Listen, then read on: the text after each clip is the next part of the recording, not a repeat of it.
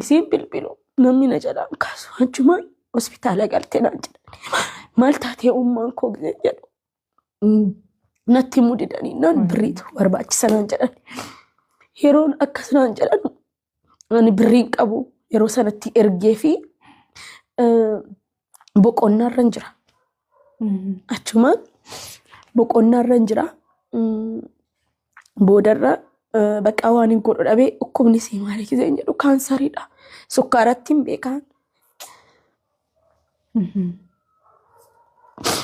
Aisosh, imboyin. Please imboyin Maro, please.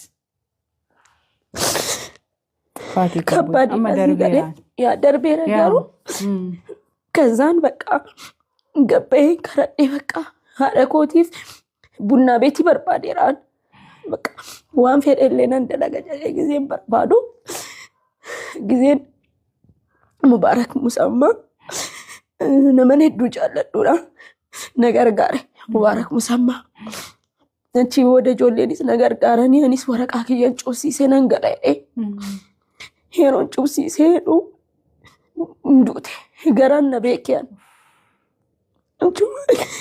yeroon dawwalu namni tirine jala dunkaana hidhaa ijoolleetti akkamitti himama jedhu achumaan cufee akka nama maraatee baqa nan fiigee biyya ormaa keessatti maaliifi haati koo anaaf hiriyaadha abbaadha haadha obbolaa sigalee hundaa dandeessu koo turte jechuudha baqa siin erga duutee immoo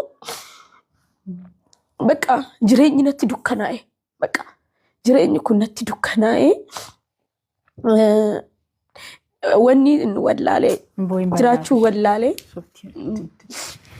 እና ማዘሪን koo ጊዜን ባው turte እና akkasitti baqa bu'aa bayee hedduun dabarsee kaayiroo keessatti baay'ee rakkadhee deemuu hin danda'u waraqaan qabuu dalagachuu hin danda'u sigalee እና ያው jaalala namaan qabaa namoota gaggaarii jireenya koo keessa fidee naa galchee baay'ee rakkadhe kaayiroo keessatti እና baqa alhamdulillah garuu immoo amma giseen deebi'u natti dhagahame yaa'u mana keessaa gisee shedhabee hiriyoota sii ilaalu maatii sii ilaalu baay'ee garaan qufate.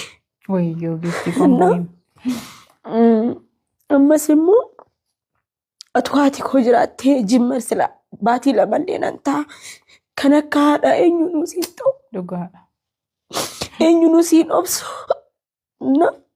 Haadha malee jiruun dukkana uffannee deemna malee haadha malee jiruun